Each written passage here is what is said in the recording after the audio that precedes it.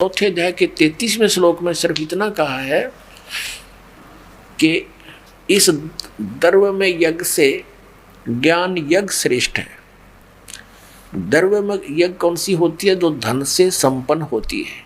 यज्ञ जैसे भंडारा है, कहीं पर कोई मंदिर बनवा दिया जिसको धर्म मानते हैं, कहीं कंबल बांट दिए, इस तरह के कोई धर्मशाला बनवा दी। तो कहने का भाव ये है कि पहले तू ज्ञान समझ, उस तत्व ज्ञान को ना समझकर अंधाधुंध वैसे ही कोई दान करने धर्म करने की बजाय ज्ञान यज्ञ श्रेष्ठ है। उस ज्ञान को समझ, उसके बाद फिर उस तत्व ज्ञान के आधार से तू फिर वो धर्म कर। ऐसे आंख मीच कर वैसे अंधाधुंध धर्म करने से कोई लाभ नहीं होता। ऐसा ये भाव देखिएगा चौथे अध्याय का श्रीमद् भगवत गीता अध्याय नंबर 4 का श्लोक नंबर हम अब 33 पढ़ेंगे। इसका आगे वर्णन है। हे परंतम अर्जुन, द्रव्य में यज्ञ की अपेक्षा, यानी वैसे ही आंखें बंद करके कितन धन से व्यय करने की बजाय ज्ञान यज्ञ श्रेष्ठ है। यानी पहले तत्व ज्ञान समझ, और यावन मात्र यानी संपूर्ण कर्म उस ज्ञान में समाप्त हो जाते हैं। बेमतलब के डले डोने उस ज्ञान में समाप्त हो जाते हैं। उसमें क्या होता है? गुरु बिन माला फेरते, गुरु बिन देते दाने, गुरु बिन दोनों निष्फल हैं, चाहे पूछो वेद पुराण। यानी पूरे संत को खोजो, तत्वदर्शी संत की खोज करके फिर वो दान करो, तब संपूर्ण लाभ होगा। अब देखना, अब हम आगे हैं श्रीमद् भगवत गीता अध्याय नंबर 4 के और श्लोक नंबर 34 पर। 33 हमने पढ़ लिया। अब ये जो बताया चौथे अध्याय के 32वें श्लोक में जो तत्व ज्ञान है, सच्चिदानंद घन ब्रह्म की वाणी में जो कहा गया है विस्तार से, वो तत्व ज्ञान है। उस ज्ञान को तू तत्वदर्शी ज्ञानियों के पास जाकर समझ, उनको भली भांति दंडवत प्रणाम करने से, उनकी सेवा करने से, कपट छोड़कर सरलता पूर्वक प्रसन्न करने से वो परमात्म तत्व को भली भांति जानने वाले ज्ञानी महात्मा तुझे उस तत्व ज्ञान का उपदेश करेंगे। हो गया कंसेप्ट क्लियर? अब ये तो कंसेप्ट क्लियर ये हो गया कि गीता ज्ञान दाता से अन्य कोई परमात्मा है, और उस परमात्मा के द्वारा अपने मुख कमल से बोला गया ज्ञान श्रीमद् भगवत गीता तथा श्री पवित्र चारों वेदों से भिन्न है। उसने अपने मुख कमल से बोला है। अब ये बता दिया चौथे अध्याय के 34वें श्लोक में कि उस ज्ञान को तत्वदर्शी संत बताएंगे, उनसे सुनो। तो गीता ज्ञान दाता फ्री हो गया और ये भी सिद्ध कर दिया कि मुझे पूर्ण अध्यात्म ज्ञान नहीं है। तो इससे सिद्ध ये हो गया कि श्रीमद् भगवत गीता इनकम्प्लीट और पवित्र चारों वेद इनकम्प्लीट। तो कंप्लीट कौन सा वेद है? वो सूक्ष्म वेद है, 5वां वेद है, और वो परमात्मा ने स्वयं अपने मुख कमल से बोला होता है। वो सच्चिदानंद घन ब्रह्म की वाणी है, उसको कबीर वाणी बोलते हैं, कबीर वाणी, वो 5वां वेद है। अब उस तत्वदर्शी संत की पहचान क्या है? उसको कैसे पहचाने कि वो कौन है तत्वदर्शी संत? तो इसी पवित्र सदग्रंथ श्रीमद् भगवत गीता में ये भी स्पष्ट किया है कि तत्वदर्शी संत की पहचान क्या होती है। आपको दिखाते हैं 15वें अध्याय के प्रथम श्लोक में। ये है पंचदश अध्याय अथ पंचदशो अध्याय। इसमें क्या कहा कि ऊर्ध्व मूलम अधः शाखम अश्वत्थम प्राहु अव्यम छंदासी यस्य प्रणानी ये तम वेद स वेदवित। ऊर्ध्व माने ऊपर को, मूल माने जड़ वाला, अधः शाखम नीचे को शाखा वाला। ये अश्वत्थम यानी पीपल का एक अविनाशी संसार रूपी वृक्ष कहा गया है। छंदासी यस्य प्रणानी, उसके पत्ते आदि भाग हैं, विभाग हैं, छंद हैं, उसके पोर्स पार्ट हैं। और ये तम वेद उसको जो जानता है उन सभी विभागों को, स वेदविद, वह वेद के तात्पर्य को जानने वाला है, वो तत्वदर्शी संत है। इन्हीं की भाषा में ऊर्ध्व मूलम, आदि पुरुष परमेश्वर रूप मूल वाले, यहाँ लिखना चाहिए था इन्होंने ऊपर को जड़ वाले। ऊपर को जड़ जो है वो पूर्ण परमात्मा है, समझो इस संसार रूपी वृक्ष की। पहले हम इस संसार रूपी वृक्ष को देखते हैं, ये बहुत आसानी से आपका समझ में आओगा। पुण्यात्माओं, ये इस मनुष्य जीवन से काम यही करने का था जिसको हमने पेंडिंग छोड़ रखा था, एक ऑप्शनल सब्जेक्ट मान लिया था, जबकि ये तो वेरी इंपॉर्टेंट होना चाहिए था। हमें सबसे पहले यही हमारा जन्म से ही बच्चे का उद्देश्य भक्ति और भगवान पर विश्वास होना चाहिए।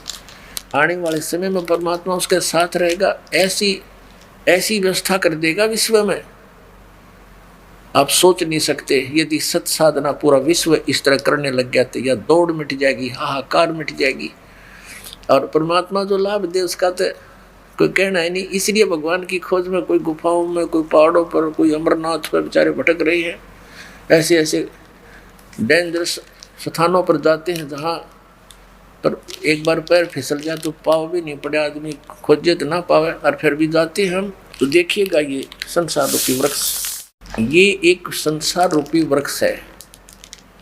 गीता जी अध्याय नंबर 15 के श्लोक नंबर 1 से लेकर 4 और 16 और 17 का ये निर्णायक ज्ञान इससे समझना होगा।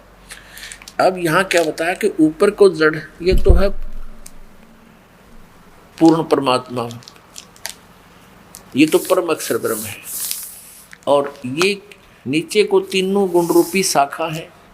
ये देखिएगा, ऊर्ध्व मूलम अधः शाखम। बस गीता ज्ञानदाता ने इस श्रीमद् भगवत गीता में केवल इतना हिंट दिया है। देखिए ये 15वां अध्याय और इसका प्रथम श्लोक कि ऊर्ध्व मूलम अधः शाखम।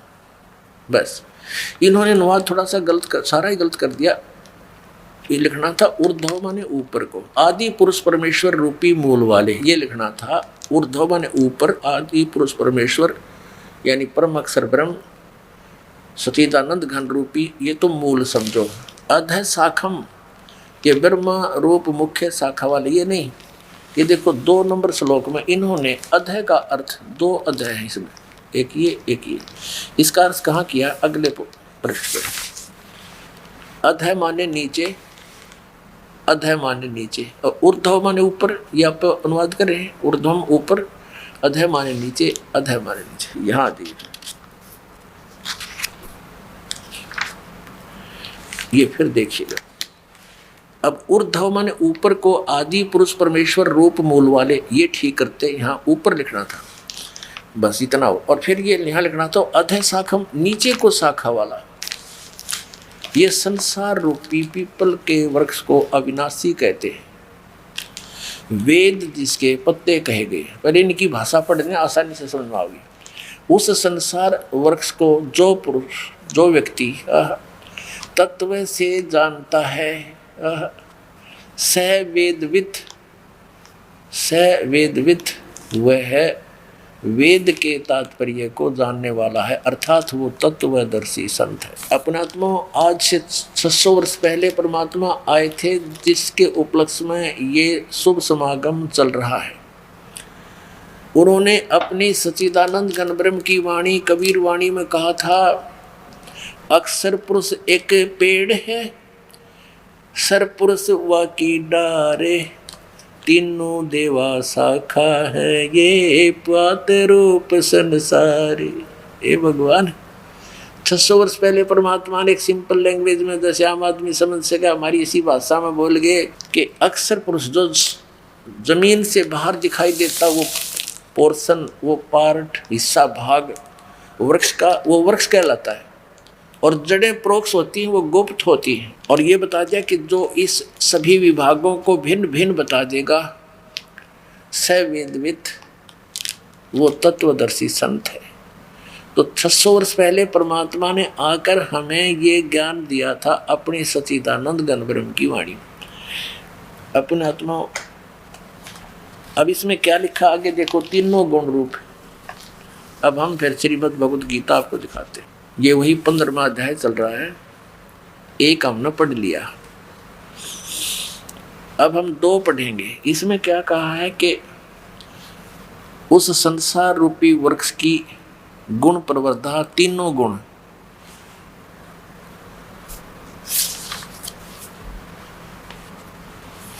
तीनों गुण रूपी बढ़ी हुई विषय प्रवाला शाखा, यानी विषय भोग रूप कोपलों देव मनुष्य और तिरक आदि योनि रूपी शाखा, यदि अपने सट्टे मारेंगे, इन्हें पता ही नहीं था। ऊपर को मूल और नीचे को तीनों गुण रूपी शाखा वाला, ये शाखाएं नीचे और ऊपर, अधः माने नीचे, ऊर्ध्व माने ऊपर, सर्वत्र नहीं, ये फैली हुई है।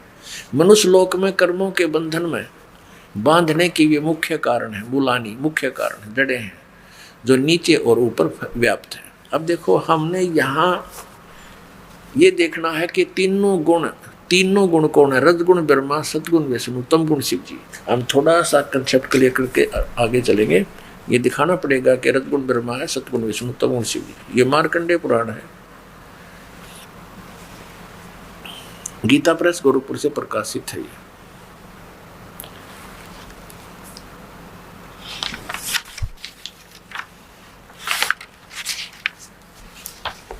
ये प्रकाशक मुद्रक है, गीता प्रेस गोरखपुर, गोविंद भवन कार्यालय, कोलकाता का संस्थान। अब इसके 123 पृष्ठ पर पढ़ेंगे, ज्यादा नहीं, 122 23 पे 22 पे है संक्षिप्त मार्कंडेय पुराण। यहाँ मार्कंडेय जी बोले मुने, ये मार्कंडेय जी बता रहे। हम यहाँ जाते हैं, अपने काम की वस्तु लेंगे। ये लिखा कि रजोगुण प्रधान ब्रह्मा, तमोगुण प्रधान रुद्र और सतोगुण प्रधान विश्वपालक विष्णु हैं। यही 3 देवता है और यही 3 गुण हैं। कंसेप्ट क्लियर हुआ? अब हम फिर आते हैं श्रीमद् भगवद गीता के अध्याय नंबर 15 के श्लोक नंबर 2 को देखते हैं। 15 का श्लोक नंबर ये 2 है। उस संसार रूपी वृक्ष की तीनों गुण, रजगुण ब्रह्मा, सतगुण विष्णु, तमगुण शिवजी रूपी शाखाएं हैं। ये ऊपर और नीचे फैली हुई हैं। ऊपर स्वर्गलोक, पाताललोक और पृथ्वीलोक पर ज्ञान बोला ही जा रहा है। अब यहाँ देखो, तीसरे में क्या कहा है कि इस संसार वृक्ष का स्वरूप जैसा कहा है वैसा यहाँ विचार काल में नहीं पाया जाता, क्योंकि इसका न आदि और न अंत है, न इसकी अच्छी प्रकार स्थिति है। यो गीता ज्ञानदाता कहता है कि इस संसार रूपी वृक्ष का और छोर मुझे ज्ञान नहीं, और तेरे और मेरे इस गीता जी के डिस्कशन में मैं तुझे नहीं बता पाऊंगा, क्योंकि इसकी स्थिति से मैं परिचित नहीं हूं, मुझे ज्ञान नहीं है। देखना, इस संसार रूप वृक्ष का स्वरूप जैसा कहा गया यहाँ विचार काल में, यहाँ तेरे और मेरे गीता जी के इस डिस्कशन में, विचार विमर्श में नहीं पाया जाता, क्योंकि न इसका आदि है और न इसका अंत, और न इसकी कोई अच्छी प्रकार स्थिति है भी है। इसलिए इस सुविरुद्ध मूलम, अति दृढ़ मूल वाले, ये नहीं, अति दृढ़ मूल वाले संसार रूपी पीपल के वृक्ष को, जिसकी मूल यानी ऊपर को जड़ रूपी जो भगवान है वो कौन है? अब जैसे अक्षर पुरुष एक पेड़ है, सरपुरुष वा की डार, तीनों देवा शाखा हैं, ये पात रूप संसार, लेकिन वो जड़ तो अलग है, वो प्रोक्ष है, वो परम अक्षर ब्रह्म है। तो यहाँ बताया है वो अविनाशी है, वो ऊपर के लोक है। तो ऊपर वाला जो जड़ रूपी परमात्मा का पोर्शन है, सतलोक, अलखलोक, अगमलोक, अकय लोक, तो वो तो समझो सुदृढ़ है, वो तो अविनाशी है। अब देखना, उस सुविरुद्ध मूलम, उस अति दृढ़ मूल वाले अश्वत्थम यानी संसार रूपी पीपल के वृक्ष को, अब यहाँ इन्होंने लिखा है असंख्य शस्त्रेण नहीं, उस तत्व ज्ञान वैराग रूप शस्त्र नहीं, तत्व ज्ञान रूपी शस्त्र के द्वारा काटकर, अर्थात उसको समझकर, तत्वदर्शी संत मिलने के उपरांत उससे उस ज्ञान को समझकर उसके पश्चात, ये देखना अध्याय नंबर 15 का अब श्लोक नंबर हम अब 4 पढ़ाएंगे आपको। ये 4 उसके पश्चात उस परम पद रूप परमेश्वर को भली भांति खोजना चाहिए, जहाँ जाने के बाद जिसमें गए हुए साधक फिर लौटकर संसार में नहीं आते। और जिस परमेश्वर से इस पुरातन संसार वृक्ष की प्रवृत्ति विस्तार को प्राप्त हुई है, उसी आदि पुरुष नारायण के मैं शरण हूँ, इस प्रकार दृढ़ निश्चय करके उस परमेश्वर का मनन और निधि ध्यान करना चाहिए। उसी परमात्मा की परपदे माने पूजा करनी चाहिए। ये सीधी सी बात है। अब इससे क्या कंसेप्ट क्लियर हुआ पुण्यात्माओं? इससे ये सिद्ध हो गया, एक तो तत्वदर्शी संत कौन है और वो तत्व ज्ञान है क्या, उसकी पहचान क्या है, और दूसरा ये हो गया कि उस तत्वदर्शी संत के द्वारा बताए गए उस अध्यात्म ज्ञान के आधार से साधना करने से उस परम पद की प्राप्ति होती है, जहां जाने के बाद साधक फिर लौटकर कभी संसार में नहीं आता। गीता ज्ञान दाता अपने विषय में बताता 4 अध्याय के 5 और 9 श्लोक में। गीता जी अध्याय नंबर 2 के श्लोक नंबर 12 में, अध्याय 10 के श्लोक 2 में ये स्पष्ट करता है कि अर्जुन तेरे और मेरे बहुत जन्म हो चुके हैं, तू नहीं जानता मैं जानता हूं। इससे सिद्ध हो गया कि गीता ज्ञान दाता नासवान है, अविनाशी नहीं है। और ये भी स्पष्ट करा कि केवल उस परमात्मा की भक्ति करो, उस सनातन परमात्मा की, उस परम अक्षर ब्रह्म की। अपने आत्माओं, गीता जी अध्याय नंबर 15 के श्लोक नंबर 16 और 17 में 3 पुरुष बताए हैं। पहले थोड़ा सा कंसेप्ट ये क्लियर करना पड़ेगा कि 7वें अध्याय के 29वें श्लोक में गीता ज्ञानदाता कहता है कि मेरे इस ज्ञान का आश्रय लेकर और जो जरा और मरण से छूटने के लिए ही प्रयत्नशील हैं, वे उस तत्ब्रह्म को और संपूर्ण अध्यात्म को, संपूर्ण कर्मों को जानते हैं, परिचित हैं।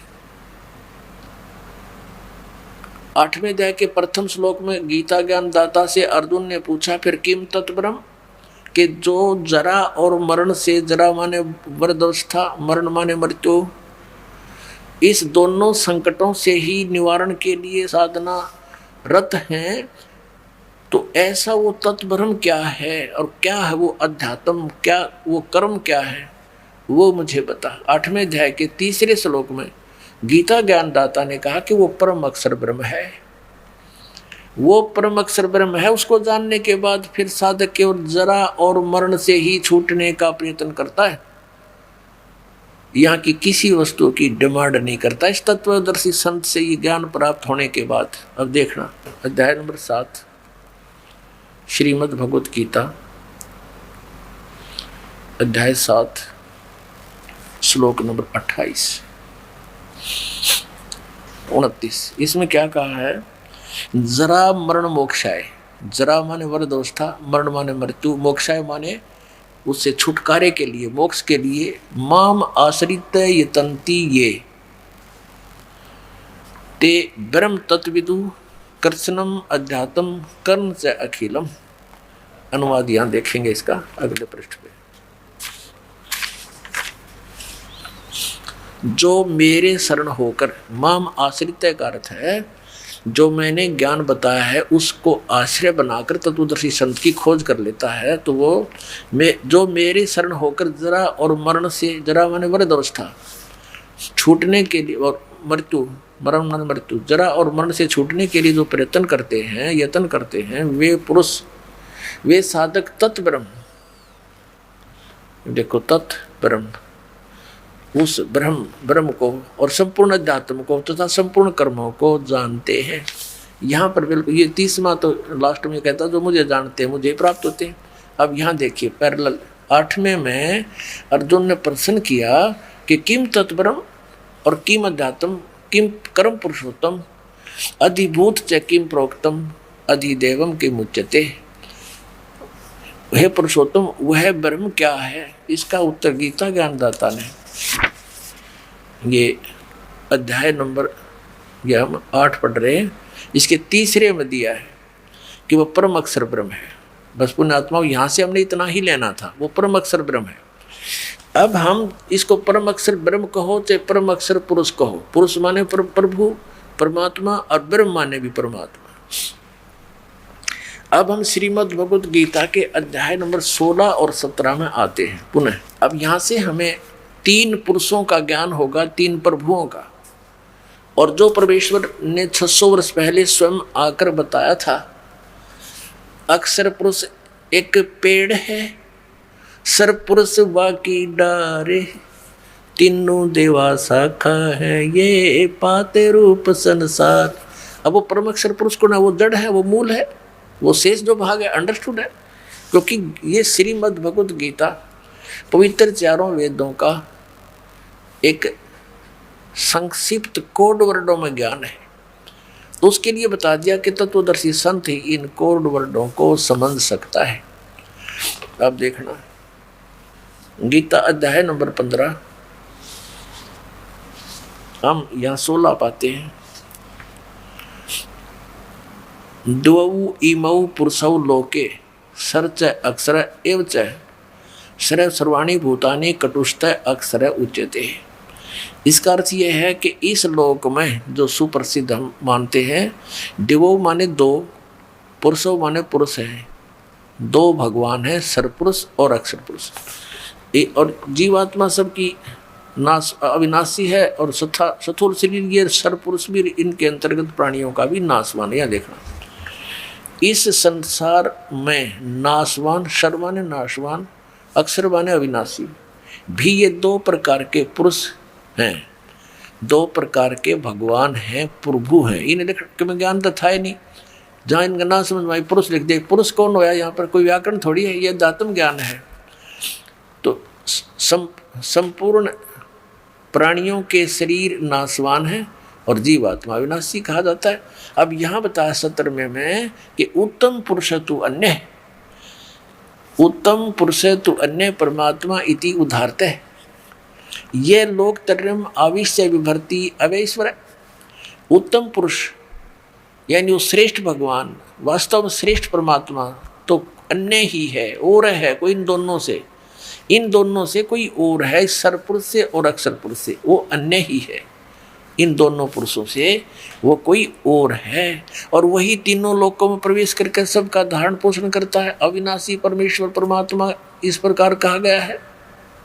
पुण्यात्मा, परमेश्वर ने 600 वर्ष पहले कहा था, अक्षर पुरुष एक पेड़ है, निरंजन कहो, सरपुरुष कहो, सरपुरुष वह की डार, और तीनों देवा शाखा है, ये पात्र रूप संसार।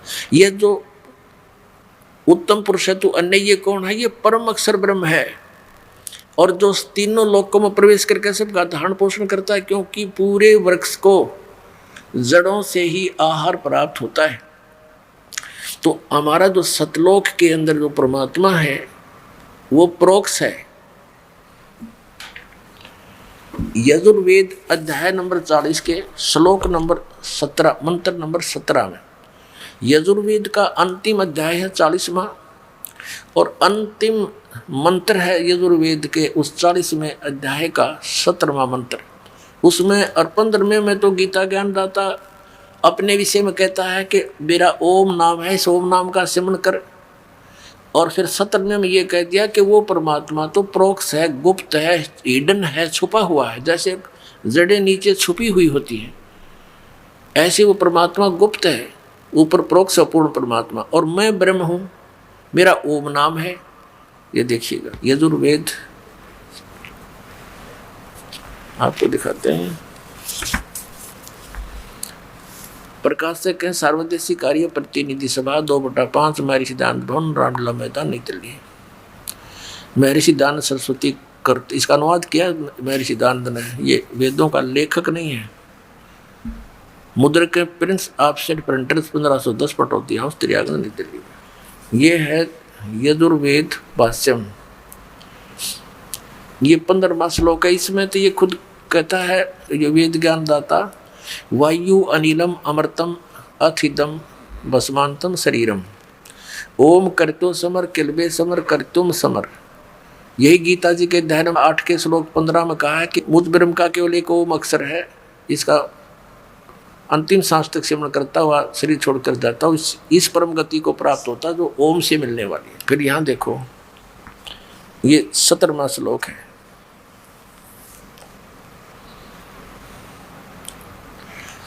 इसमें क्या लिखा, हे मनुष्यों, जिस ज्योत स्वरूप रक्षक मुझसे अविनाशी यथार्थ कारण के आच्छादित मुख के तुल्य उत्तम अंग का प्रकाश किया जाता है, जो वह प्राण व सूर्य मंडल में पुरुष माने पूर्ण परमात्मा है, वह तो प्रोक्ष रूप है, वह गुप्त है, अहम और मैं ब्रह्म खम आकाश के तुल्य में, खम यह माने आकाश में उस ब्रह्मलोक रूपी दिव्य आकाश में रहता हूँ और मेरा एक ओम नाम ऐसा जानो।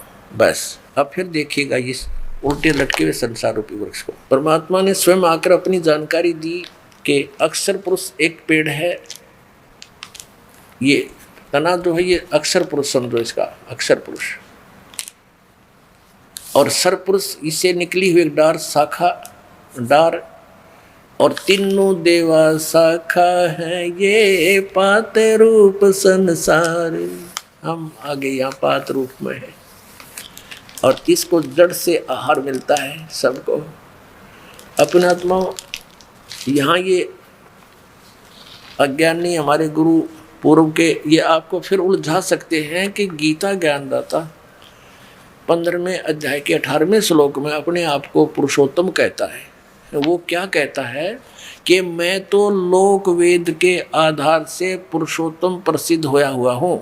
लोक वेद माने दंत कथा, अक्षेत्रीय ज्ञान, सुना सुनाई बातें, किंवदंतियाँ, क्योंकि मेरे अंतर्गत जितने प्राणी हैं, किस ब्रह्मांड का यूँ मालिक है, इसके अंतर्गत जितने भी प्राणी हैं उनका ये स्वामी है, उनसे तगड़ा है, इसलिए यहाँ ये पुरुषोत्तम प्रसिद्ध हो रहा है। लेकिन कहता है उत्तम पुरुष तो अन्य है, वो तो कोई और है। यहाँ देखिएगा इस 15वें अध्याय का, गीता जी अध्याय नंबर 15 का श्लोक नंबर, अब 17 तक तो हमने पढ़ लिया कि उत्तम पुरुष है तो अन्य, ये तो स्पष्ट हो गया, उत्तम पुरुष तो कोई और ही है। और यहाँ ये कहता है 18वें श्लोक में, क्योंकि मैं नाशवान जड़ वर्ग क्षेत्र से तो सर्वथा अतीत हूँ और अविनाशी जीव आत्मा से भी उत्तम हूँ, इसलिए लोक में और वेद में पुरुषोत्तम नाम से प्रसिद्ध हूँ। अब ये क्या है कि यस्मात् अक्षर अतीत है अहम अक्षरात अपि च उत्तम, अतः अस्मि लोके वेदे, यानी लोक वेद में दंत कथाओं से मैं पुरुषोत्तम प्रसिद्ध हूँ। प्रसिद्ध माने प्रसिद्ध हूँ, क्योंकि मेरे अंतर्गत जितने प्राणी हैं, ये चाहे वो स्थूल शरीर में है, चाहे वो अविनाशी जीवात्मा रूप में, उनसे मैं उत्तम हूँ, उनसे तगड़ा हूँ, इसलिए मैं पुरुषोत्तम प्रसिद्ध हो रहा हूँ। नहीं, वास्तव में तो पुरुषोत्तम यहाँ बता दिया इस 15वें अध्याय के अब 17वें श्लोक में कि उत्तम पुरुष है तो अन्य है, वो इन दो पुरुषों से कोई और है, और वही तीनों लोकों में प्रवेश करके सबका धारण पोषण करता, वो अविनाशी परमेश्वर परमात्मा इस प्रकार का।